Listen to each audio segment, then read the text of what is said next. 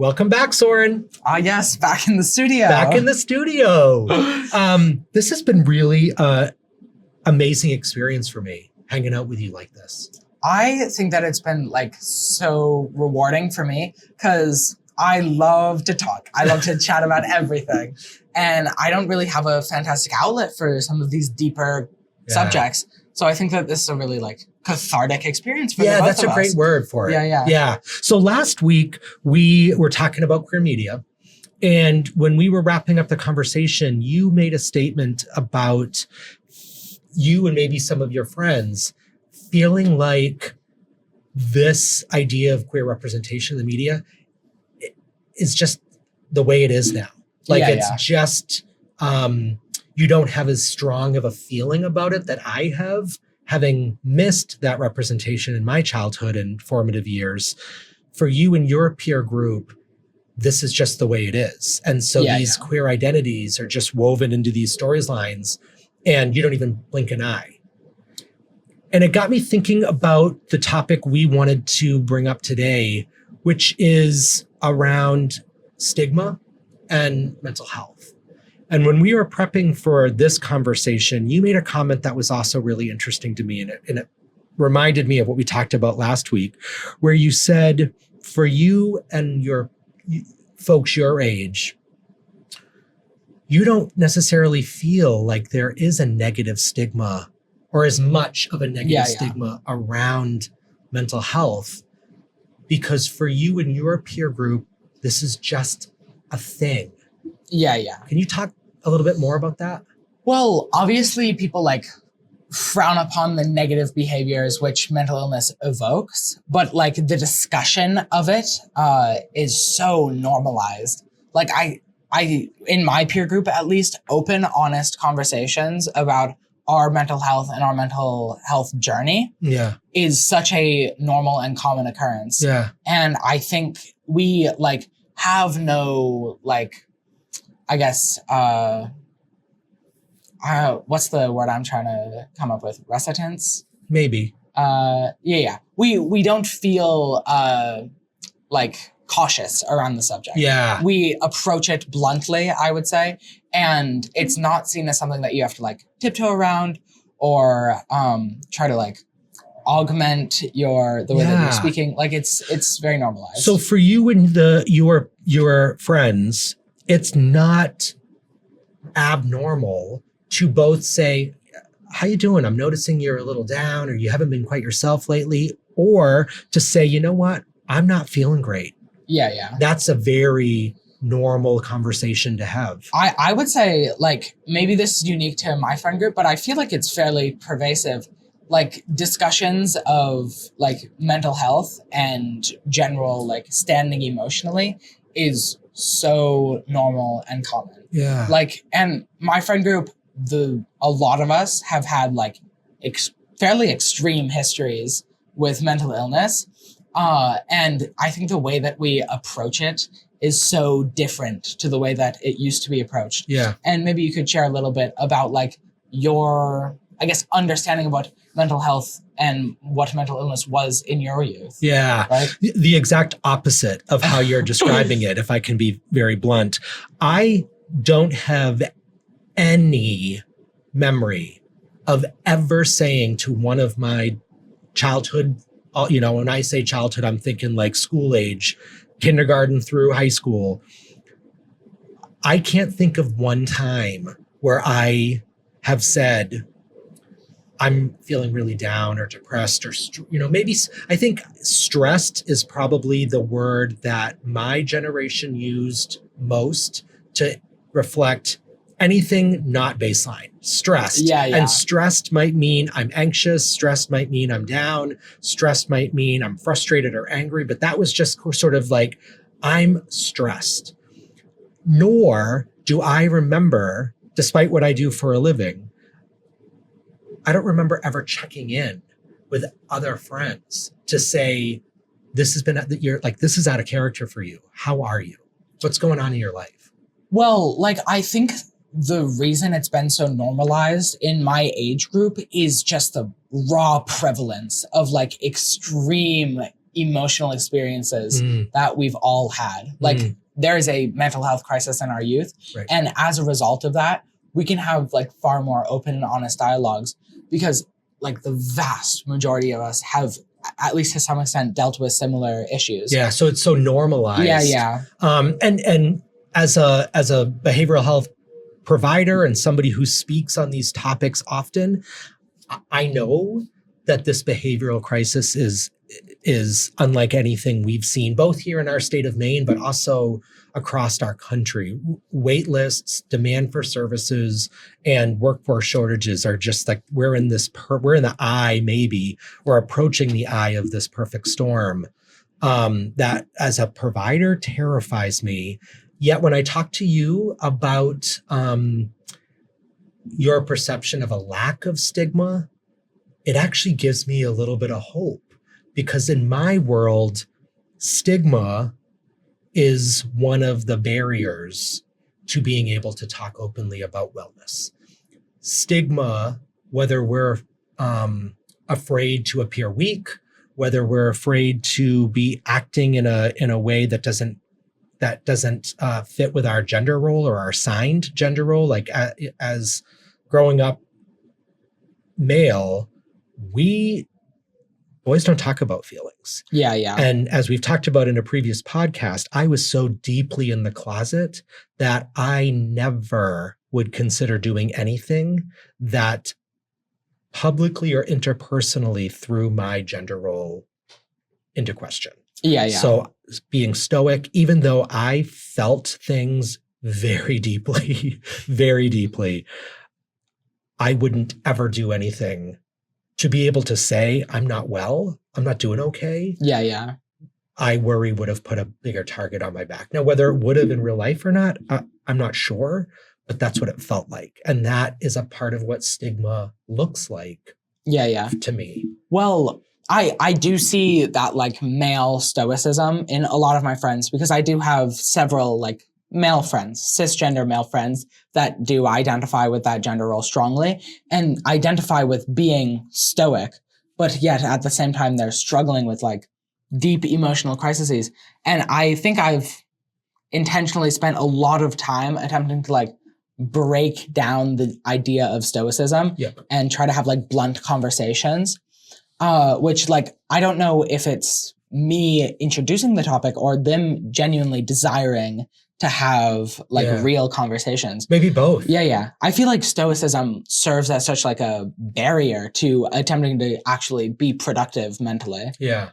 Oh my gosh. Yeah. Absolute block for sure. Yeah. Yeah. You know, when I feel like professionally, I see stigma being such a hurdle for folks my age and maybe the in-between generations from you and I, like, so folks who are currently in their early or mid 20s, who are maybe experiencing things like parenthood or life after college or life after grad school or life after trade school, where pressure is also quite high, just in a very different way. Yeah. And I think here's a wonder I have, and let me know if this jives for folks in your age bracket.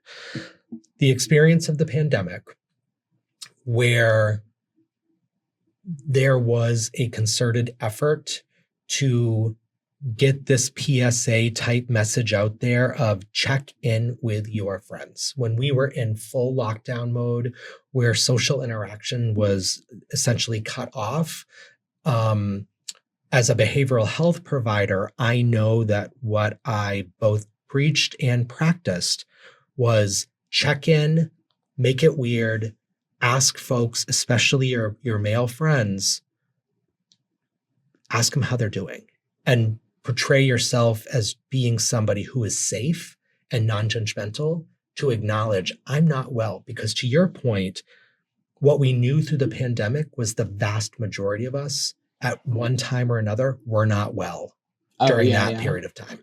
Well, okay. I don't think that necessarily like the PSA during the pandemic, go check in with your friends, resulted in this. However, I think the pandemic super indirectly impacted that. Like during the pandemic, a lot of my friends, and myself included, were extremely emotionally isolated. And that created like extreme negative emotional experiences for us. And like with a lot of my friends, it was like life or death situation, the pandemic. Yeah, quite literally. Quite literally. Yeah. For me, definitely. Yeah. So now coming off of that, we have learned the necessity of communication rather than learning that by being told to do so. We, through our experience, now understand the gravity of the situation and understand that we need to be a support system for each other, right? So let me ask you this.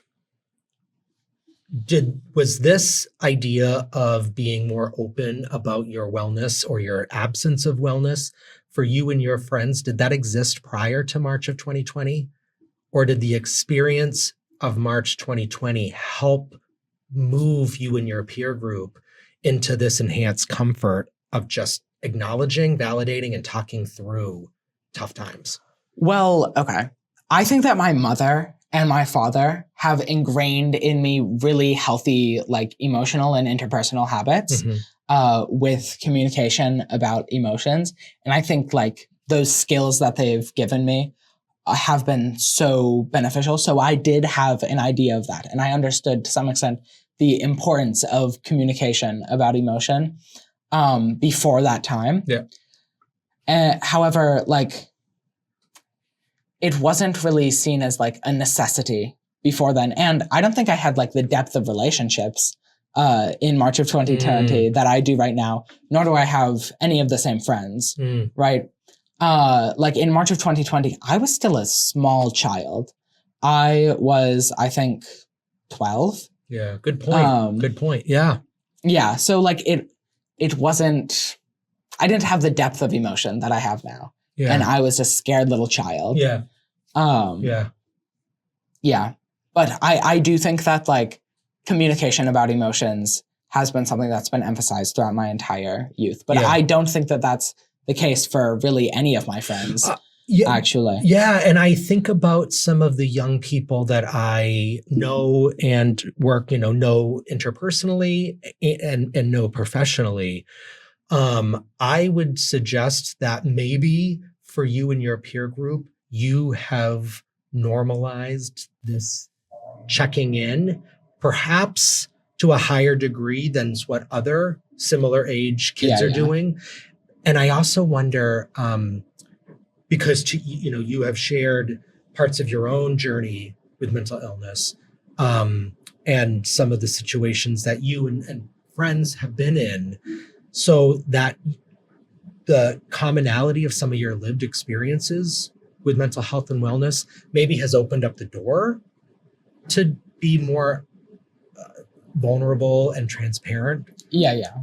I still know a significant number of young people, especially young boys, young males, who would rather step on a nail than say, I'm struggling right now.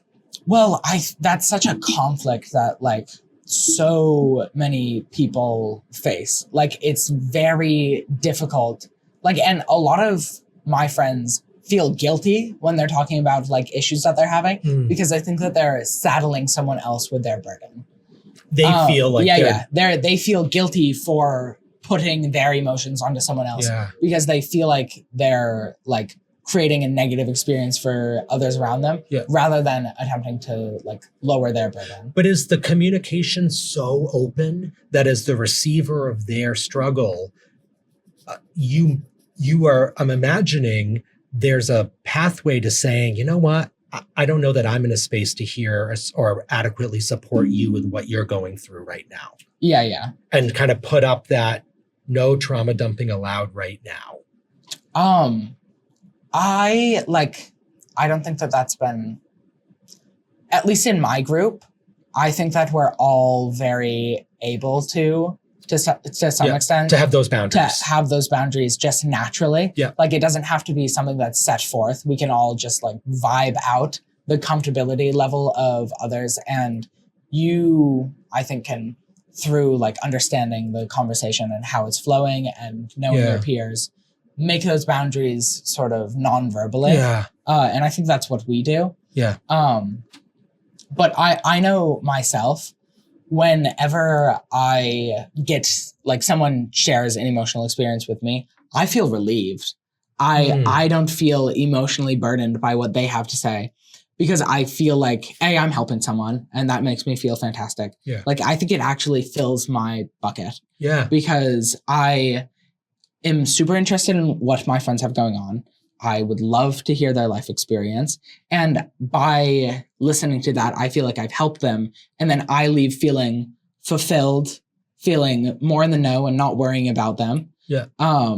And I feel like rewarding. Yeah. It's a rewarding experience for me. Yeah. And you are such an empathic person as well. I try to be. You are. You absolutely are. You know, it's interesting. Like last week, we were talking about queer media and my experience growing up in the absence of healthy, inclusive role models or representation in the media. I feel like mental health for me is the same way. You know, like the stigma or the stereotype of mental illness back in my childhood looked like the homeless person talking to themselves on the streets.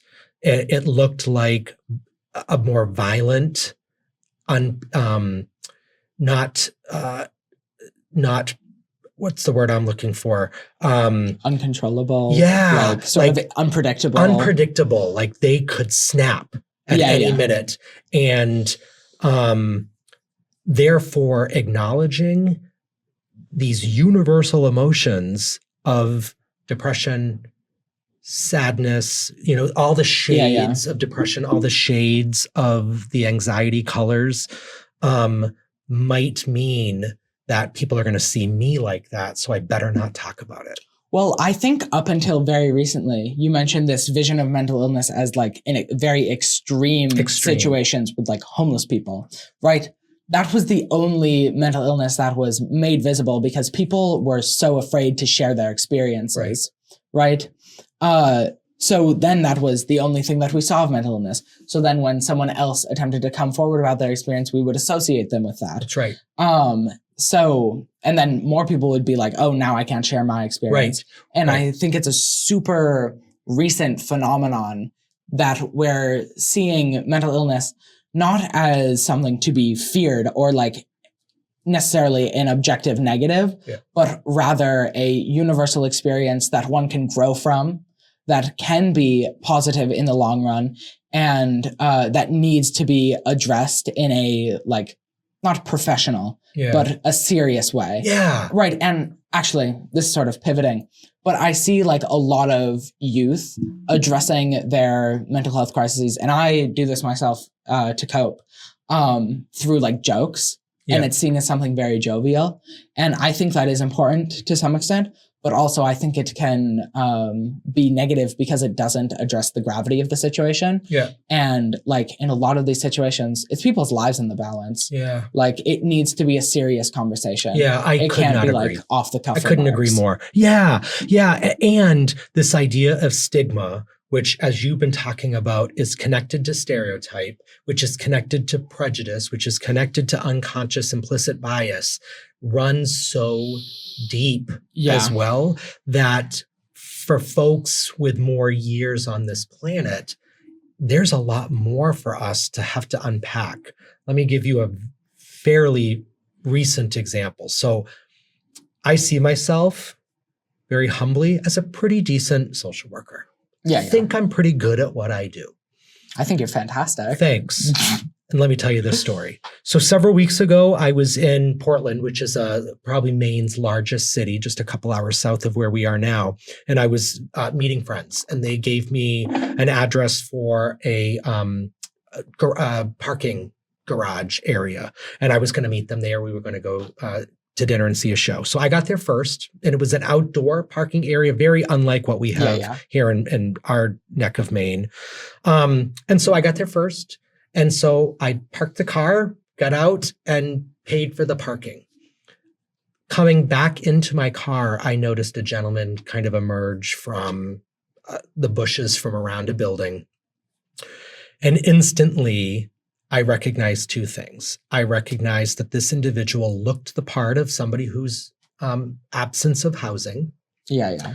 And either struggling with an acute mental health issue or was under the influence of something. Yeah. So as I walked to my car, monitoring where he was the whole time, being the really good social worker that I think I am, what do you think I did the minute I got in my car?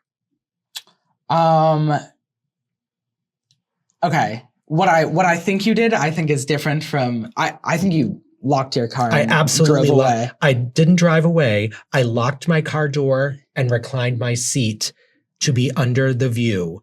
Now, here's what, and I didn't give a second thought of doing that. Yeah. It was three things happening almost instantaneously: locking the door, reclining my seat, and pulling up my phone to get either my friends that I was meeting or 911 on speed dial. It wasn't for a couple seconds that my intellectual social worker brain kicked in. And I said to myself, Chris, you know that statistically speaking, homeless individuals are more likely to be the victims of violence than the perpetrators. And individuals with mental health issues, behavioral health issues, are more likely to be the victims of violence than the perpetrators. Like, I know that the data supports that. Yet this idea of mental illness is dangerous and unpredictable, and I was at risk, was so pervasive for the 50 years I've been on this planet that without even thinking about it, I locked my door, hid from view, and got my phone ready. Well, we've been trained to see that as like, that is danger. That's not a person. That's like a threat. That's a walking threat. Yep. Right. And I think actually that ties into like a modern, the man versus the bear.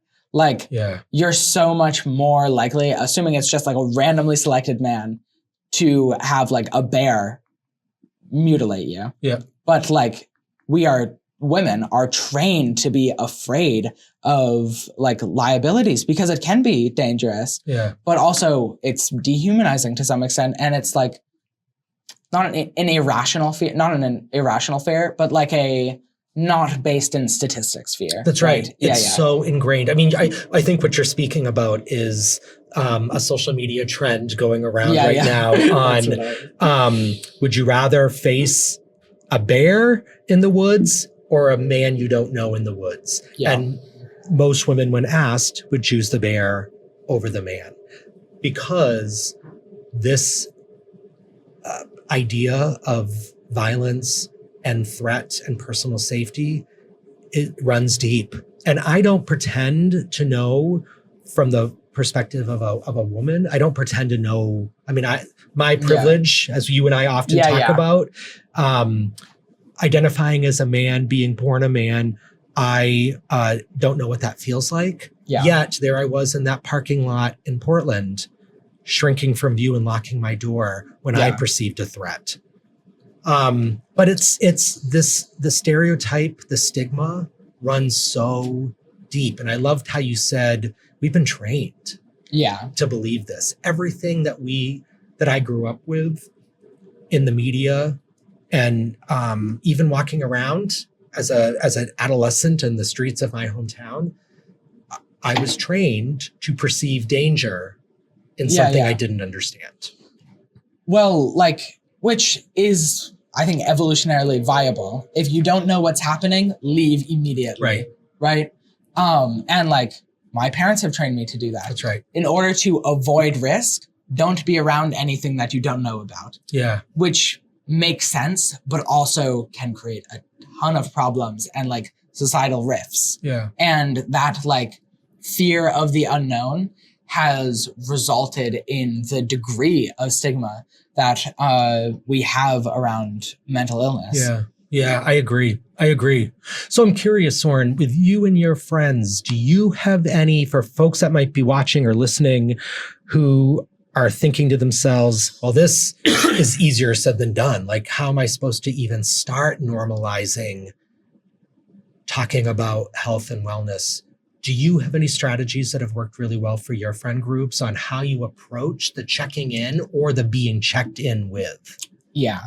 So with a lot of my male friends, I feel like they are only comfortable having like deep conversations like that and addressing that issue in like a very specific context. Yep. Like for our friend group, it's around the fire. Yeah. Right. You need, which I think men have been doing for decades. Thousands of years. Yeah. Go to the man cave. That's where you talk about these things. Yeah. And I think it's been like a general progression of trying a little, trying to start that dialogue just naturally in contexts that are very low key, very comfortable. And then eventually you can introduce that topic in less like tailored situations. And like you can just check in with people through texting, or like actually a really great example that I think was fantastic was one of my friend's girlfriend, not one of his girlfriends, my friend's girlfriend, like I think a month ago or so, was talking to me and very concerned for my friend. So I just started a random conversation. It wasn't about anything to do with mental illness. And then like my friend just started talking about how their day was and what they've been doing. And then they talked about like some of the stress with their homework. And then that's like an opportunity to seize on. Yeah. You can say, oh, like what has your emotional experience been of late? And then you can share like your experience, which I think like showing vulnerability yourself is so important to attempt to get somebody to open up. It needs to be a mutual dialogue. You're not pulling information out of them. You're sharing information with the group. Yeah. Right? Yeah. I think it's our old pal, Mr. Rogers, who talks about how anything mentionable is manageable. Yeah. And the ability to put something in words, as scary as it initially might be, if you can talk about it, you can manage it better. You can deal with it. Yeah. So what I hear you saying is you're building new habits. Yeah. Creating new muscles to then hopefully start working out and let muscle memory eventually take over. You're normalizing and you're modeling that I can talk about this stuff with you. I trust you. Yeah. I know you're not judging me. I know that you're not going to break my confidence and tell other people what I've told you. So you're modeling that you are a safe person and you are just creating space to let that person come to you. Like you're opening the door and then walking away from the door and allowing them to walk through when they're ready. I totally agree. For me, it's just about expanding the safe space. Right. Creating a like regular dialogue rather than it being like conversations in isolated events. You need to see emotions and the progression of them holistically. Yeah. And you need to address them holistically. That is so important because if we're only checking in with our loved ones and friends during the difficult times, then we might be sending the unintended message that I only care when you're at your worst. I think that's really like profound. And I think also have to normalize, because I have some memories as well where if I was too excited about something, I'm also crossing that gender role that I'm supposed to be stoic. Yeah. And so the extremes on either end of stoicism, if I'm too low or too high, I've veered out of my lane as what the male is supposed to be like. Well, I am super thankful to the environment that my parents have provided because I am a very expressive, dare I say, extreme person. And when I'm having an emotional experience, it's a lot. Yeah. And I am very excitable and vibrant and joyous. Yeah. And I think if I was raised in an environment in which the traditional male gender role was emphasized heavily, I would be to some extent broken, right? Because I would be crashing against the walls of a box that I simply can't fit into. Yeah. And I'm like breaking my bones on each hit. Yeah. Right. Yeah. And I think some that's a powerful men image. feel like pent up. Yeah. Right? That's a powerful image. Well, and here's what I also want to say is that, you are providing some really valuable insight into how young people can normalize and check in and make this, create safe spaces to talk about this. And it's also important to help coach families to also create that similar space. That any emotion my child is experiencing is valid. Yeah. It's okay. We can talk about it. And I think so much of our language, whether we're even aware of it or not, calm down. You're too, you're hyper. Yeah. You're too, you're a lot right now. Like I think about those kind of comments that I've heard families or parents, caregivers say about kids, like they're a lot. Yeah. And I want to be like, what does that mean? Well, they feel everything. And I'm like, great. Like that's a strength. I see that as a powerful strength. I see that as what we know is that a young person's ability to express and identify feeling is linked to resiliency, is linked to good health outcomes. That if I know what it is I'm feeling and I have some insight into what it is and why it is, and I can talk about it, then when times are a little tougher, that skill set can manifest there as well. It needs to be like a constant dialogue. To destigmatize, you have to normalize. Yeah. Oh, that's our tagline for this episode. Yeah, absolutely. Yeah. Absolutely. But I'm so excited for the future with looking at the conversations that like I'm seeing happen around me.